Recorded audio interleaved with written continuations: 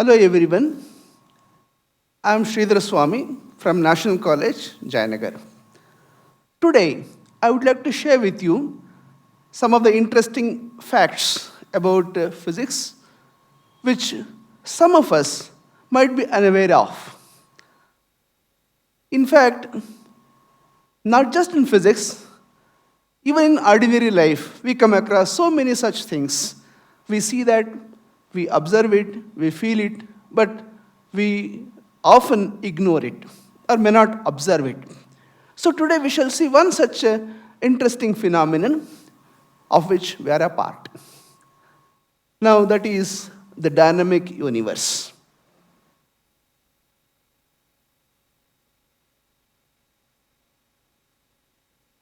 Now the question comes, are we moving or are we at rest?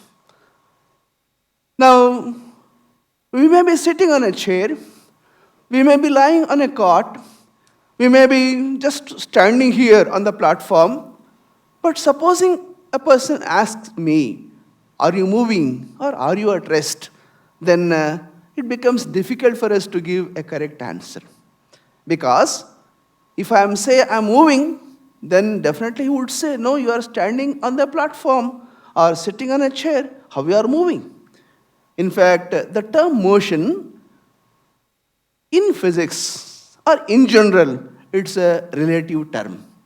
So whenever I say I'm moving, I should be mentioning about a reference frame with which I would like to talk. Of course, with reference to this platform, I may be standing.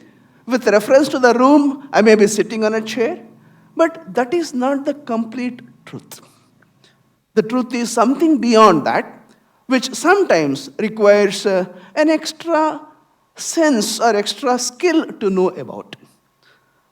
I don't know how our people, ancestors or scientists try to look for this, understood this, and explain this. It is a very, very interesting phenomenon which many a times we fail to notice, we fail to understand, we fail to experience. We shall see that.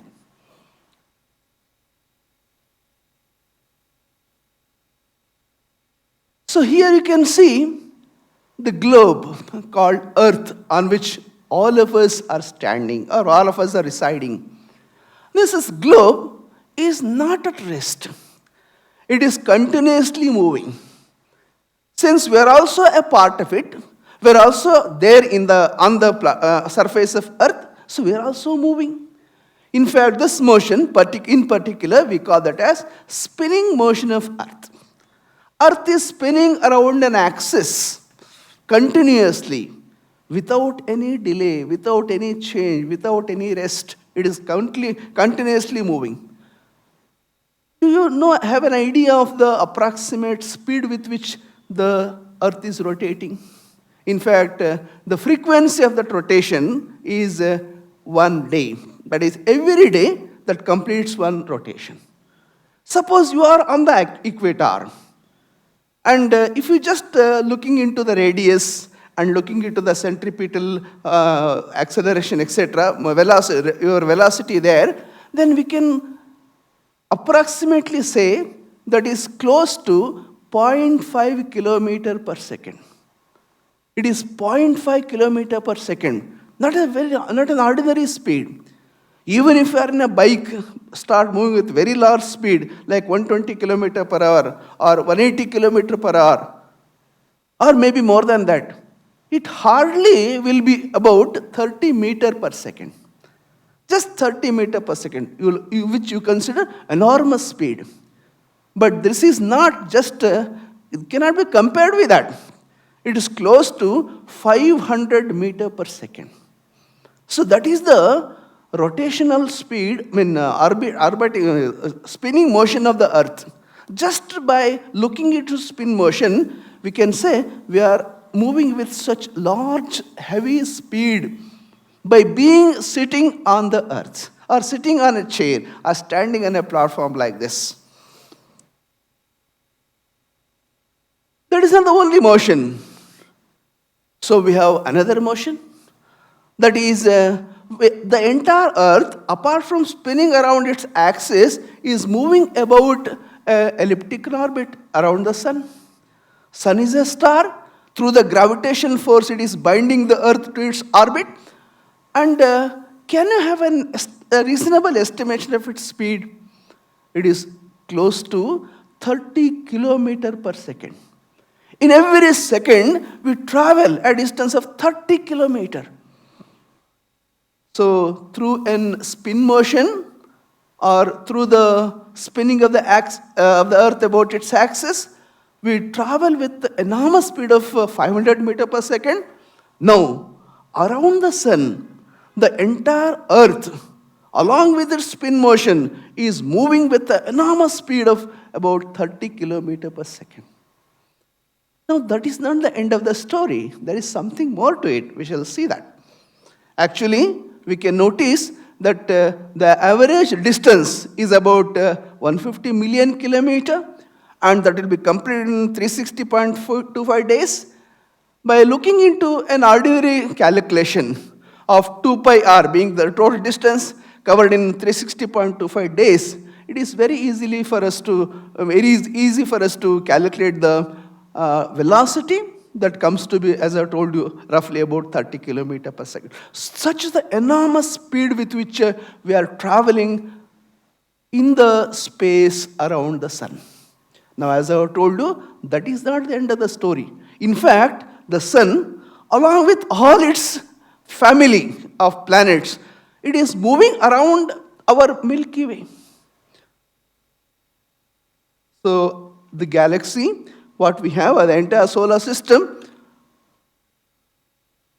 is moving around around this galactic center with a speed close to 230 to 240 kilometer per second. So, such an enormous speed with which the entire family of the solar system is traveling. So, you just imagine as if you are walking on a ship.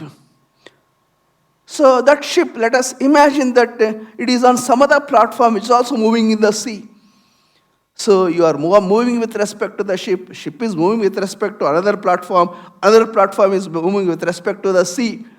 So like this, we are traveling with such enormous speed every second, every minute, every time.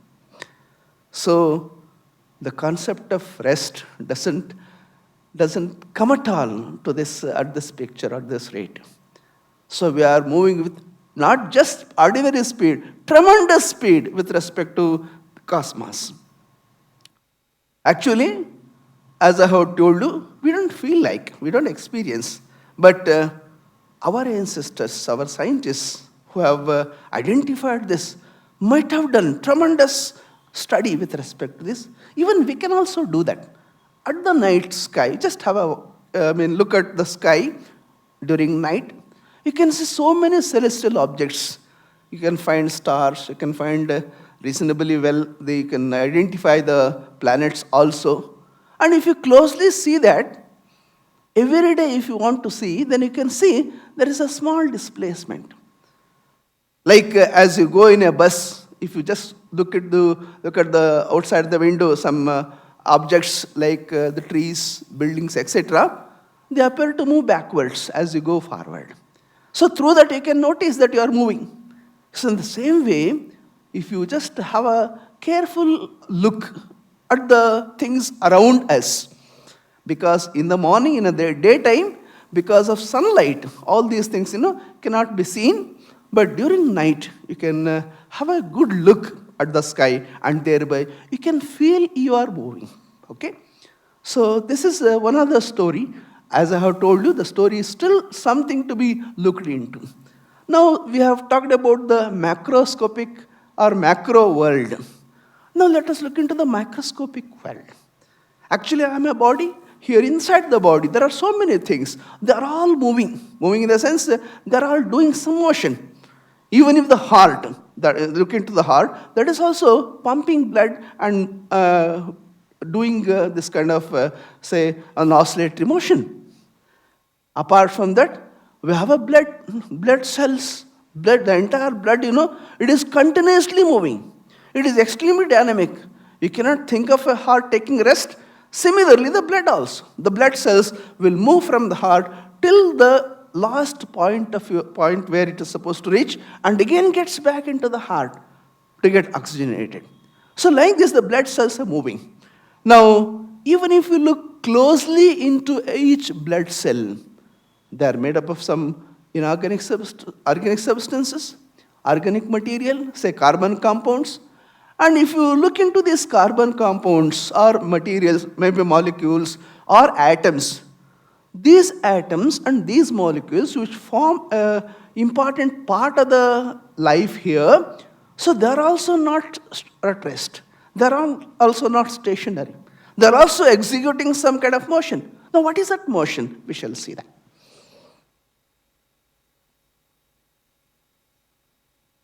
So the molecules, atoms, electrons, nucleons, all these things are there. You can see the molecules made up of atoms. You can observe the atoms made up of electrons and nucleons, nucleon made up of neutrons and protons. All these materials, fundamental particles, which are there inside our body, they are not at rest. Even if an ordinary science student knows that electrons are orbiting around the nucleus with enormous speed, what may be the speed roughly? It's close to some 10 raised to 6 meter per second.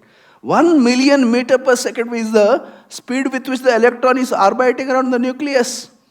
And again the nucleus, nucleon, that is maybe proton or maybe neutron, they're also doing. So, if you look in terms of quantum mechanics, they will say there is an inherent property. This inherent property of motion is associated with the body. So, this inherent nature of the universe is dynamic. The entire universe is not at all static. It is completely dynamic. It is so dynamic that it hates inertia, it hates rest. It will never be at rest. So, we shall just we need some kind of a kind of an attitude to look into the universe, dynamic universe, and take lessons from that. So that is an interesting part of the dynamic universe which we can notice, which we can understand, which we can appreciate. Will all these movements stop? Definitely not. So they do not know how to stop. They know how to move. In fact, now a theory is being studied whether the spinning of the earth or orbiting of the earth, will it come to rest?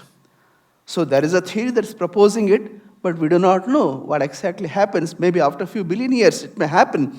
But if it happens, the things will be devastating effects. So it is very difficult for us to look or even think of the entire universe at rest. In fact, as quantum mechanics rightly pointed out, the dynamics or movement, motion is an inherent phenomenon.